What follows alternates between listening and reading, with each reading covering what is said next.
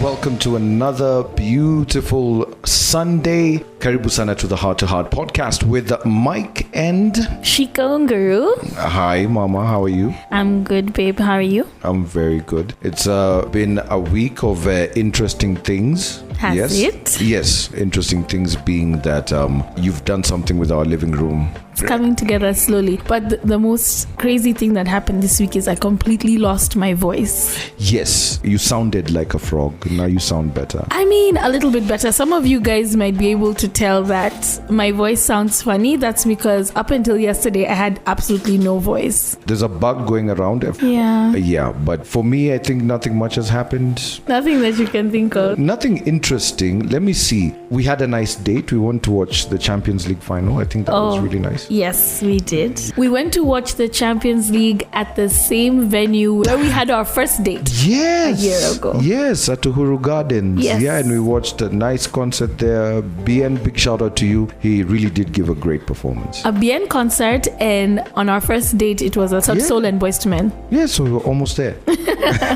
Well, welcome yet again to the Heart to Heart podcast. We want to say thank you to everyone who's been tuning in. You can find us on Spotify, on Apple Podcasts, on YouTube, and of course other platforms. I found out this new thing. You told me about it, like they're podcast distributors or something. Yeah, like different aggregators. The aggregators, yeah, that's the word I was looking for. Yeah. But yes, you can find us all over the place. So the Heart to Heart podcast with Mike and Shiko Kumbuka. If you want to reach out to us, it's very simple. You can send us an email, mikeandshiko@gmail.com. And this time, Mike is not going to turn the comments off on our YouTube page. Yes, I don't know why the last episode, the comments were turned off. It was accidental. Okay. I'm still learning this whole YouTube thing. And you're one of those pioneers from back in the day when you started YouTube. But let's dive right into it. It's another episode. This is episode 5. It's all about numbers. Yes. Numbers. As you notice, we are going with the books of the Bible. Basically, the idea is we are trying to find ways in which we can learn in our relationship through the struggles of different scenarios in the Bible. And today we are basically going to talk about our 40 years. And before Shiko and I got here, we've been through a lot, both of us, in our individual lives before we met, before we even thought that this could be a thing. Like there were relationships we've been in the past, there are people we dated, people we've had flings with, etc., etc. But that was like a wilderness situation for us until we found what we consider our canon. Yeah, so we're going to talk about our 40 years in the wilderness. Yes, that's what the book of Numbers is all about. Yeah, basically it's about how the children of Israel wandered around in the wilderness for 40 years before they reached Canaan. Yes, and a lot of people I find are looking for their Canaan. They're looking for that promised land, the land of milk and honey when it comes to their relationships. Yes. Right? Yeah. And you could be right now a single individual and you're still in that stage and that process of kissing the frogs, trying to find, which one is going to turn into your Prince Charming, right? Or princess. Or princess, whatever you want to call her, or Cinderella. Yeah. But that journey took a lot of time for me to get to that space. Like I'm turning 43 in I think a month or so. Yeah. And now is when I'm finding that which I can call my Canaan. Now there's someone else who's probably in their early 30s and they're thinking, you know what, I want to find my Canaan, I want to find my land of milk and honey. What was that journey like for you, for example, when you were starting off? Now I'm talking Shiko before children, Shiko before the marriage, before everything. Like now you're thinking, I'm about to go to campus, I want to live my life. Like, did you have an idea of what your relationships were going to be like? Okay, I started dating the man who would then become my husband when I was 18, and we were together till I was 28. Yeah. I wasn't in the streets at all. Like I joined uni and I met him, and it's like everything kicked off from there. He was my first boyfriend ever, then became my husband. Yeah. So I think my time in the streets was not until that relationship ended. And so there was about 2 years where I was single, but I was a mom already. Yeah. And I was just focused on settling back into Nairobi. So my focus was purely on settling me and my daughter, getting a job, getting used to being back home. I had been away for home for 10 years. So when I got into my next relationship, which turned out to be the one that I got out of recently, so I was not looking for a relationship. It was a complete coincidence. It just happened, honestly. I wasn't looking. I wasn't intentional about the kind of man I wanted to meet. It just happened that I met someone that led to a 6-year relationship. So the list that you made happened after? Please. There was no list until my second time in the wilderness, which was when that relationship ended. So after the 6-year relationship, I had a year and a half where I was single before I met you. And during that time is when I came up with the list, because I think for the first time I realized that I needed to be intentional about the man that I wanted to be with, and I needed to put God at the center of that search. There's a reason I'm asking that, and there's a reason I'm starting there, and this is it, because a lot of people find like when you're in the wilderness, people don't understand that it can also be a learning experience, whereby in the fairy tales you kiss frogs so that you get your prince or princess. I know for my case, being my wilderness, I think when I started truly taking relationships seriously was in my 30s. When you decided you wanted to be in a relationship, so you were looking for a relationship. I was actively looking. Like Mike in the 20s, I was still in Egypt, man. I was.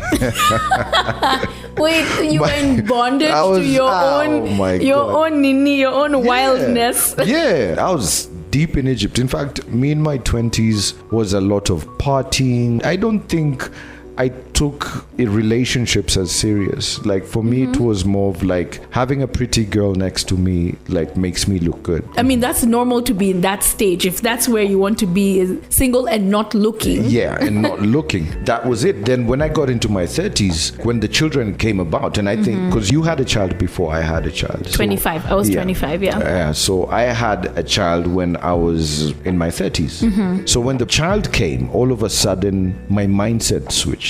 And it was more of like, I need stability. I needed, if my child is in my environment, my child should see the stability in my environment, even though I'm not together with the mother, but whenever they're with me, they can see that sense of stability. And so I started actively seeking a relationship. So it was having your first child that made you switch from playboy to, I'm ready to settle down. Yeah, like it's time for me to settle down. I've told you this before, where I really look at my parents' marriage, like I really look at it and I'm like, those are two people who truly were together. Like this was not even a joke.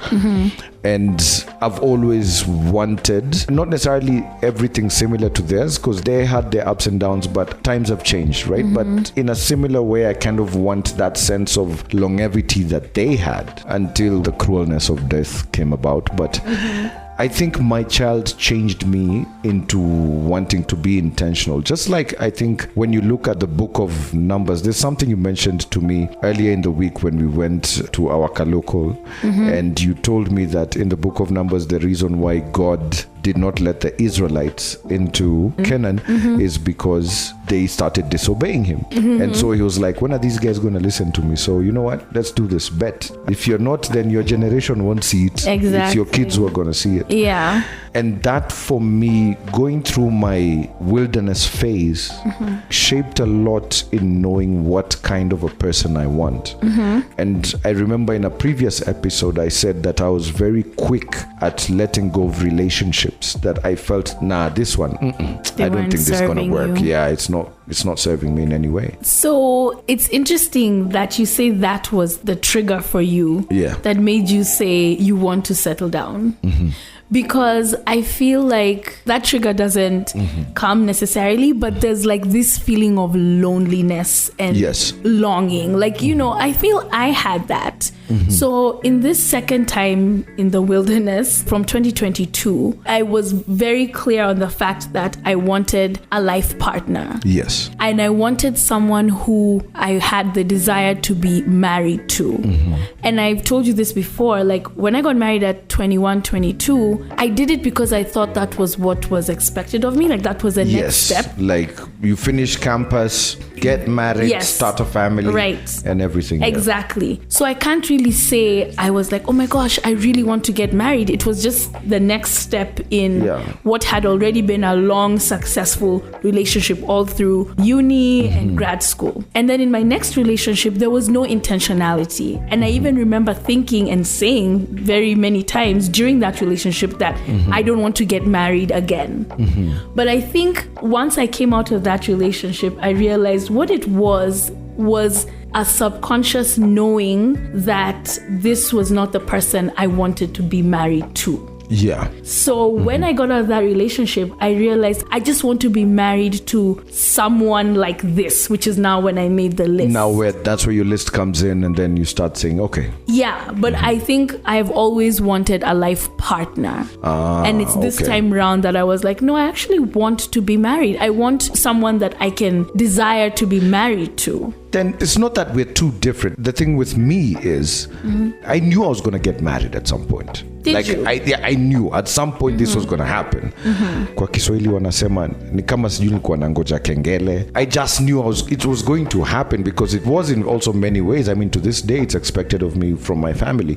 But I never put it as a priority. For me, it wasn't a must. Whether it happens or not, it doesn't happen. To me, I didn't really care about when it happens. So it wasn't staged like yours. Like finish campus, get married. My idea was finish campus, get a job, make some money, become this rich, wealthy, flashy guy, and then get, married and settle down. But I've come to understand that sometimes God puts us in different journeys because those journeys prepare us for those destinations that He has us in. For instance, in my past relationships, when I was in my 30s, I used to look for that thing that would make me want to marry a person. But unfortunately, I thought in a singular way. Is that other person in that same headspace as me? Like, I would want to get married, and I had this affinity for 29 and under. Oh my God. An attraction to a 29 and under. Are a Leonardo DiCaprio? Is that what you're saying? They have to be 25 I was an Al Pacino. Oh my gosh. And so doing that for me taught me a lot about the value of maturity in a woman. Yeah, because let me just stop you right there. I'm sorry, because women have been asking this for a long time. As a man in your late 30s or in your 40s, what are you talking about with a 20-something-year-old? What life experiences can you possibly be sharing that are of value to you? You are of value to her. I get that. I can see why, like even me, I would be at my 38. I can see how I would get value from a 68-year-old in terms of life experience. But what are you getting from someone who is 20 years your junior? Let me tell you for free, and I'll be honest with you. Men like shiny things. Oh my gosh. Yeah, let's be honest. And we like conquering lands. And so, let me tell you, a lot of men know this. When you get a woman young, you can shape them into how you want them to be. Oh my gosh. You see, like for example, me and you. Right? We've had to find a way to bring our individual benefits, our individual characters, our individual beliefs together so that they can sync as one. I'm not trying to change you, you're not trying to change me. Exactly. And neither would we even neither would we even try. And we wouldn't be successful because you're a grown-ass man, a grown-ass woman. Yes. So there is a little sense of narcissism in older men who date younger women because sometimes you just want a trophy. Yeah. I know she's the hottest thing. She's 23 and you're looking at her like, whoa, everyone is... Wait, only 23-year-olds are hot? Is that No. I'm not saying only 23-year-olds are hot. I'm just saying that's how a lot of men will reason. And then also, the younger they are, the more affordable their demands are. Yes? So, for example, if I sit with you and I'm trying to holler at you, I know you come with the need of, I want a house. Yes. I want my kids to go to a good school. Amen. I know I want you to be in church every Sunday. Like all of these things come as a package with you. If I meet a 23-year-old, her issue is she wants an iPhone 15. See, you have. The needs are so different. And so for her, it's first of all, financially feasible, number one. And number two, I get a nice shiny thing. Yeah. And number three, she doesn't make demands of me. I can literally tell that 23-year-old that, hey, I'm at a meeting. I can't see you right now. And that's it. If I'm talking to you, I can tell you that, hey, I'm at a meeting and it's at 10 in the evening and I'm not home yet. And what? No, you'll be like, bruh, where the hell are you? Yeah. True. Exactly. So there's a different responsibility that comes with dating a mature woman than comes from dating these younger ones. However, the younger ones do give you a certain insight into the mannerisms of how a lot of women can and could be. Yeah. So things like, for example, a 23-year-old had disadvantages. For example, they are very, I want. Yeah. And you saying you can't do something for them is a turn off.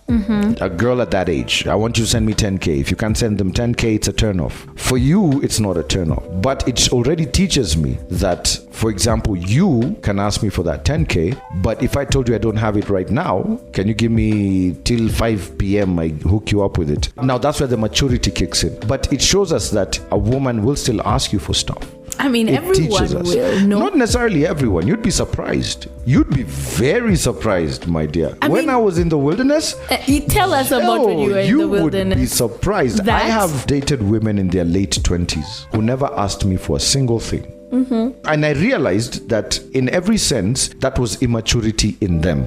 Because a woman should ask of their husband. You should ask demands. Of your husband. Yeah. You should have demands. You should say, no, I need you to do this for me. Because in your asking of me and my ability to give and provide gives me a sense of joy. So in saying no, me, I don't need anything from a man. I'll do it all by myself. There's like a space where women get to, especially towards their late 20s.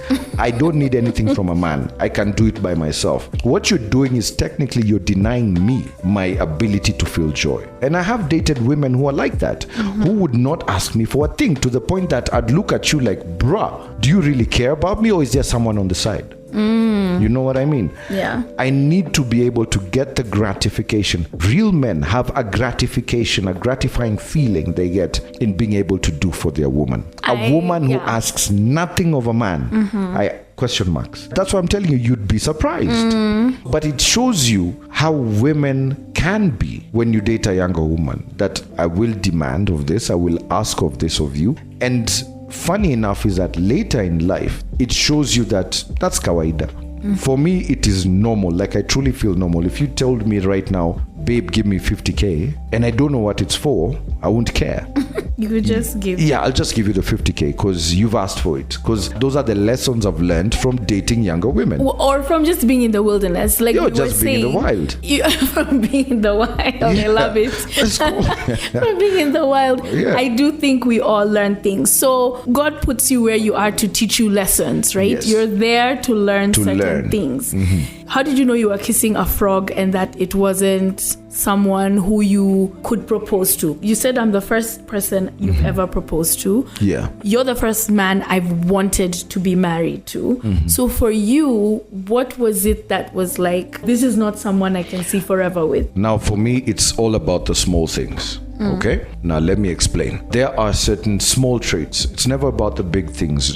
For me, you'll never impress me by it. You tell me it's now because I'm dating you, you have all the money in the world. And then Shiko, you come to me and you tell me, babe, here it is. I've given you a key of a new car from this company. Have it, it's yours. No, that won't impress me. The thing with those frogs that I dated. The ones who you never proposed to. What stopped you from proposing? You know how I gave you the example of you'd ask for things, right? What is it that you did with that thing? I've been asked for money. Let's say you ask me, babe, I need 20K. And then I've given you 20K. But then 3 days down the line, and please note you're at 23-year-old something, you're probably even still living with your family, is handling your bills in one way or the other. You're telling me you're broke, you want something. Already you told me you don't know how to manage money. Out. I meet you. You don't do small things like cook for me because you just did your nails. Out. You don't do small things like, for example, I wake up in the morning. You know I like my coffee. You don't make that coffee for me. Yeah, because why? You're blacked out in bed for my hangover. out. There are all these small little nuances. I'm a guy who requires a nurturer. I don't want a competitor. I don't want you to compete with me in terms of provision. No. In fact, I would feel less of a man if I felt I'm competing with my wife in terms of being able to provide for my family. I'd always like the feeling of knowing I do more in a house than you do. But on the flip side, what are those little things that I need that you're doing for me? So it is very unfortunate that there are certain women, and I don't blame them, maybe they had not reached that level of maturity, but there are certain women, and especially the younger ones, who the traditional sense of the wife, the way it's supposed to be, the way I was raised up, the way I saw my mama raise us, is lacking in them. So they won't do those things. Can you imagine coming home after work and then you get into the house and nothing has been prepared and that person has been in the house the whole day? Like for you, those were things. Those are things that are major. That were major, which would stop you from now. From now, be like taking the next step with this person. Also, how you relate to my friends and family matters so much. Yeah, I can't be with you at a family thing or whatever, and I've gone with you and we are hanging out, you're having fun and blah blah blah. Even a small thing of saying, where can I help? You know that small thing, like taking away the dishes from the table and putting them in the kitchen. And you can't do something as simple as that. And I'll notice it. Because for you, that's important. Yeah, that's important. Yeah. So when I see it in them, I won't try and change them because I'm also aware of the fact that you're way younger and probably there's a lot you need to learn. But I'm not going to teach you. I want you to learn it by yourself. You find a guy who's going to teach you. So by then, me, I'll just tell myself I'm bouncing. Yeah. You remember when we first met, one of the things I used to find so shocking is that when I'd get home, I'd kick my feet up, sit on the couch, and you'd go to the kitchen straight and you'd tell me something like, babe, what do you want to eat? So we have kamande, we have rice, I've got chapati, I've got this, what do you feel like eating? And then you'd fix the dinner for me and then you'd bring it over and I'd look at you like, what? And it was like foreign to me. It was. Yeah, like, you mean there are women who do this for their men? Yeah, because it was important to you. And I think that's the biggest thing that I believe you should take away during the time in the wilderness is figuring out, oh, okay, this doesn't work for me, or this works for me. But sometimes you find yourself in the relationship, right? But you're still feeling this kind of like isolation or longing or misery. You can be in a relationship and still feel alone. Yes, and to be honest, this makes me sad because I get DMs from ladies, from girls who are like, I'm married and this gives me hope that I will one day find the person I'm actually supposed to be with. How sad is that? And but they are married. That is true. That is true. And it happens. I mean, even on radio, we get phone calls sometimes of people who say that they live like brother and sister in a house with their spouse. And for me, I'm like, it's because the intentionality has left. People are not being intentional about their relationships. Everyone has a standard that's been set that keeps them in the wilderness. You have your standard and you want the person coming into your life to adopt your standard without you wanting to adopt to also theirs. There's no conjoinment. Like, for example, if you look at the journey of the Israelites, like when we say they were in the wilderness, what was God's requirement? He just said, just obey me, follow my rules. And you told me by this interesting fact, it was a journey that could have taken them 11 days. Imagine. 11 days. Yeah. But they spent 40 years. Yes. So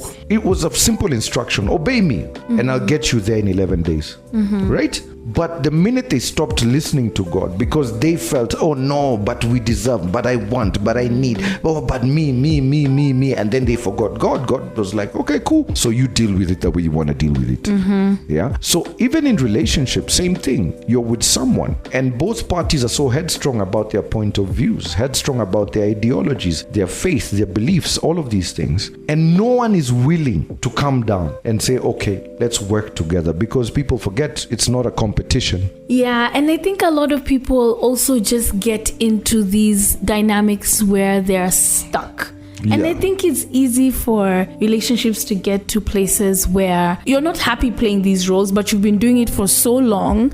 You got mad at each other at some point, or you've had this recurring argument or whatever. Now he comes home, you don't talk to him. He comes home later than he should. He sleeps on his edge of the bed, you sleep on yours. Edge of the bed, or even in another room. On the sofa, in the guest room. I know in my relationship, we had closer to 2 years, where we were not even sleeping in the same room. And you would think, okay, that was a wilderness and a half. Why didn't you just cut your costs then? Yeah. Think about how simple some of these situations and these wilderness situations actually can be resolved. Small things. Let me give you guys a very good example, right? Earlier in the week, when Shiko was doing the putting up of the decoration in the family room, right? And I walked in from work.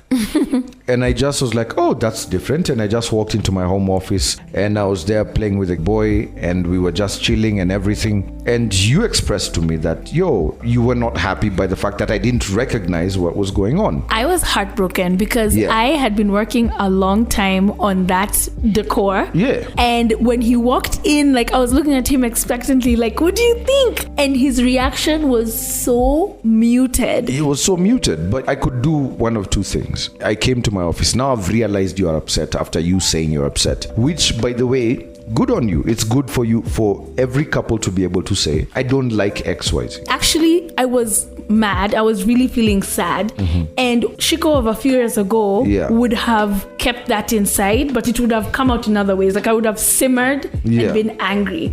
But in my mind, I'm like, let me give him the benefit of the doubt. He didn't do that intentionally. Maybe he just didn't know how much this meant to me. So I'm like, nope, I'm not going to go into quiet mode. I'm going to go and tell him I'm not happy. I'm not happy. Right away. And when she told me that, immediately my reaction was, wow, okay, sawa, pole. I noticed it, but I even went to the living room and I hugged you and I told you, hey, babe, it looks beautiful. And yes. But there would have been another kind of scenario whereby you get upset, right? And you decide, I'm not talking to this man. Exactly. I come in here and I'm like, this woman cannot even ask me how my day was. Nini, all she's doing me tell me about decorations that she's put up, and I'm thinking about all these bills, you know, and then we all end up in this situation of now we're not talking. Now we've gone to bed mad. Yet, if an emotion is expressed, thank you for that. You taught me this, that your partner's emotion is valid. Whether or not you don't understand it, but it's valid. Acknowledge that it exists. Yes. Yes. And they are feeling this way because of something. Yes. And that was how I felt, was like, okay, I was thinking, about what I was going through at the time. And my mind was so focused on that. I wasn't noticing it because I remember we had a small lunch and I was telling you how I know that by Kesho, if this doesn't happen today, by Kesho, my mind will be off. Like now I'll start thinking about certain alternatives to work on. And wait for the next day. It happened. So when I walked in, I wasn't even thinking about that. I was thinking about, okay, this. But you being able to say, it's just like, for example, if you have a new hairdo and then your man doesn't recognize that you've done a new hairdo. It pinches because for you it matters to get that approval at that point. Like, babe, nice hairdo. Whatever it is, it should matter. But I think like what you're saying is that breaking those patterns so that you don't fall into this wilderness. Yes, within a relationship is so important. I think before every breakup, I doubt there's any breakup where it's just one day you're happy, one day you're broken up. There's always this stretch of wilderness. Of sadness. And yuckiness. Some, kwanza yuckiness. Like, there's some marriages where you hear they were together for 18 years and they were only happy for the first 3. Exactly. How crazy is that? It's madness. And yet, a simple conversation and a simple level of understanding can get you out of that wilderness. In fact, let me talk to men for a second. As a man, you need to learn the art of shutting down your ego when you talk to your woman. I'm not saying talking to a woman, talking to your woman. When you talk to your woman, please kick your ego out of the room. Because the minute you keep holding on to that ego of wanting to be right, and I hate this analogy of people who say, but I am the man of the house.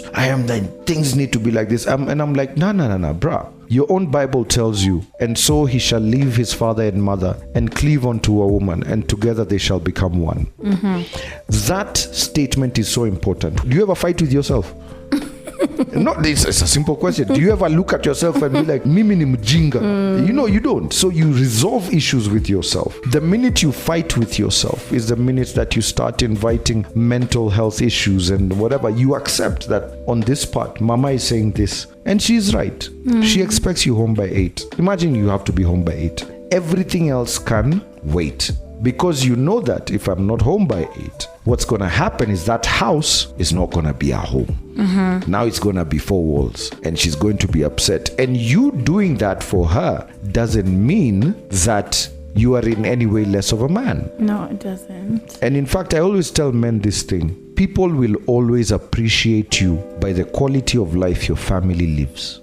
You could be walking the streets in shorts and a vest and slippers, but when they look at your family and they see how happy that family is, they'll be like, I don't know what that guy is doing, but he's a real man. He's doing a good job. Exactly. And I'm so sad for the man of tomorrow, because the man of tomorrow struggles with that because of a lot of labels that are put. And I think a lot of younger men of today will mature later in life, as normally it used to be back in the day, because everything they do that is good to make a relationship work, it's labeled simping, it's labeled umekaliwa, it is labeled sijui hivi. Like, all these labels are thrown at them, and because to them societal acceptance is important, so they will try to work against it. And over time you'll find a lot of men deciding they're getting married in their 40s and their 50s. Or a lot of very miserable women with these men who feel like they have to show you that I am the man. I am the man. If you're a real man, it'll show,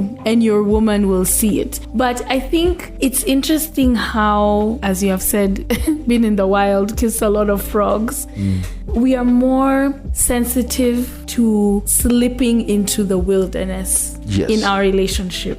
So I think our antennae are up more than maybe a younger couple. Very true. Because we have seen how things can go left and be irretrievable. And I kind of love that for us. Yeah. But I think on the flip side, for me, I feel like it works against me because I am so conscious and aware of how relationships can deteriorate and end. Every fight for me is the last fight. Is the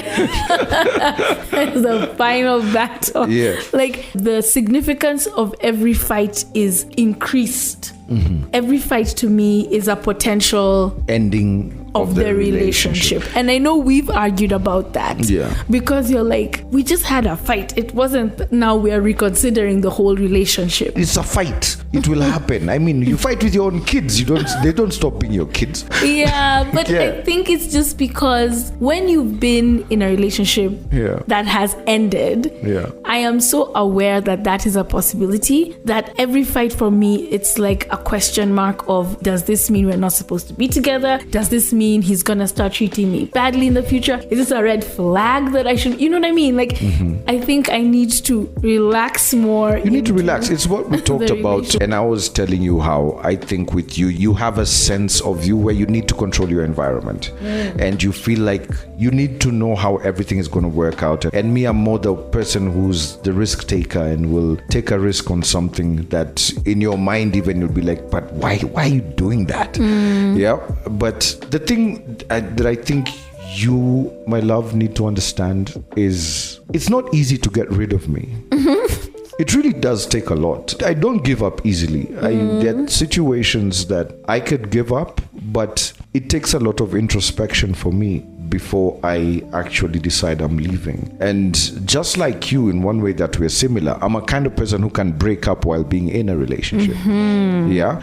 But the thing is, that intentionality that I believe, like, for example, like when you're saying this is the goal that we want to achieve as a couple, being intentional and saying these are the cultures we're going to build in our relationship, these are the habits we're going to have in our relationship, they're very key in getting people out of the wilderness. They're absolutely important, because once you build those habits of like, we know this is what needs to be done, we know this is how these things are supposed to be done, and you're intentional about it, then habit will save you from that doomsday situation. So I feel like even as you think that way and you think that, oh, this is going to be the last fight, I think you need to understand what you're getting yourself into with me, or what you've gotten yourself into with me, because it's not that easy to get rid of me. I like that you have grown. I have grown too, but I want to appreciate you for a second and just say, I like that you have grown. The Shiko you were when I first met you was very emotionally volatile. True. I think you weigh things a lot more now than back then. Back then, the emotion that came to you was the emotion you'd work with. That's true. Yeah, but right now I find like you tend to weigh it and then you'd express it, and you being an emotive person, that's a place of growth. Understanding that when you're emotional, you can't resolve anything. I think for me, what has worked a lot, and maybe another woman out there will find this helpful, is like, for example, that day for the decorations, and you walked in and I wanted you to be excited. Over the moon. Over the moon. And you just basically walked past and went to your office. I had a moment where I could have been like, you see, he doesn't care. Exactly. And then I thought, give this man the benefit of the doubt. Just what if his mind could actually be somewhere else? You know, Mike is always sending me these memes of like how men can have nothing going on inside their heads. Yes. And women can never understand how their minds are just, what are you thinking? Nothing? How can you be thinking nothing? Yeah. My mind, I told him once, my mind is like the floor of the New York Stock Exchange at any given time. Yeah. And he was like, ours can just be quiet. So I think it's thinking, okay, let me give him the benefit of the doubt. He wasn't doing this to hurt me intentionally. Let me just go and see. If I tell him how I feel, maybe he'll explain where he was coming from, and then everything will be okay. Thank you, and then everything will be okay. Exactly. And that's the thing. There's no point in doing that. It's, for example, if you came home from work and then you found that I've bought a PS5. For me, it's exciting, right? But for you, it's like, okay, nice. I'm happy. Now you and the boys can play. Good. Yeah, I'll be like, I'm happy for you. But for me, I'll be thinking like, so see, we'd play a game. And you'd be like, I'm going to shower. I'm going to shower. You understand? Now, I can't jump and start saying, should I even care? I got a PS5. You know, you also have to understand your man's nuances, I guess. Like, there are things that would excite me. There are other things that are your purview. I mean, you came to my apartment when you saw how I lived. I like simplicity. If you saw how I lived, I make this good money, but if I was moving out, you could put everything in a pickup. Yeah. That's just how I am. I'm a simple guy. So Shiko does all these nice little things, like she'd want decorations here, she'd want a flower there. Like she already knows how our living room and dining room is going to look like. Our stuff was picked up on Friday. Everything went, and so now things are being reupholstered. And to me, though, honestly, if it makes you happy, do it. Just tell me how much it's going to cost so I can pay for it, right? But there are those things that won't necessarily trigger me. And then you're right in saying that maybe he has something on his mind, or maybe that day I did have a lot on my mind, but just being able to speak about it and to say something. And I'd like to blame a lot of men in that you push your women away in many ways in that regard, where because you feel I am the man and I should always come off as the king and the the lion with the mare all over your head. You tend to not want to listen to what your woman tells you. You tend to shut them out. Mwanamke anasema nini sasa? Sasa ameweka decorations hapa na ajui stima ijalipiwa. Hiyo pesa angetumia kulipia stima. You know, like, it's a silly way of thinking about it, but that's why she's there. She's there to make the house a home. So you are doing what you are supposed to do. I, however, at that time was worrying about what I'm supposed to do. You understand? And so even seeing that is already making me go like, oh my God, Mike, you need to step up here. You know what I mean? Yeah. Because you are keeping your promise and I should keep mine. Okay. What are the things within a relationship that would make you as a man feel like we are slipping into the wilderness? Baby, I've told you this before and I'll tell you this again. Mama always talked to me. I will not always get it right by you. And you need to understand that. You need to talk to me. You need to be able to not shut down and just come out and say, babe, this is how I feel about XYZ. And when you tell me, I will listen. Despite popular opinion in my household that I don't listen. I actually listen. The popular opinion. Yes, I actually listen and I actually pay attention to what you're saying because it does matter. For me, my only goal is this: to come home to a happy house. If that happy house means I need to reupholster my chairs, then let me reupholster my furniture. Okay? But let me have a happy house. If you feel like you are living in an unhappy, hostile. Yeah, if it's always hostile, if it's always like every day it's this, kesho marani, kesho you haven't done this, like I'll start thinking like, where Allah? Or silent treatment. Or silent treatment, yeah. But I need to be talked to. I know a lot of guys will not agree with me on that. They would say, control that woman. She's asking you of too much. No, I'm not here to control you. I'm here to build a partner. I have a need. You're meeting that need. So I need to provide what is needed for you to meet that need. Right? Whether the rest of the male society labels me something, my brother, you don't sleep on my bed, you don't cook my food, you don't sit with me and give me kisses and whatever. You deal with your digs. If in your digs you want to be that person, you deal with it. Alafu tupatane huko nje kama wanaume, you have your beer and let's see who between the two will be bitching about their woman.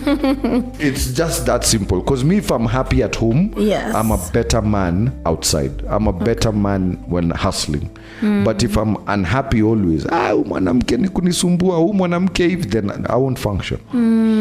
If that's what the rest of Kenya has labeled me as a simp, then fine. Let me simp. Let it be so. I feel like we would be slipping into the wilderness if I felt like my love languages were not being spoken. I have a love tank, and the love tank is filled if, my love languages are being spoken. Yeah. So my top love languages are quality time and physical touch and gifts.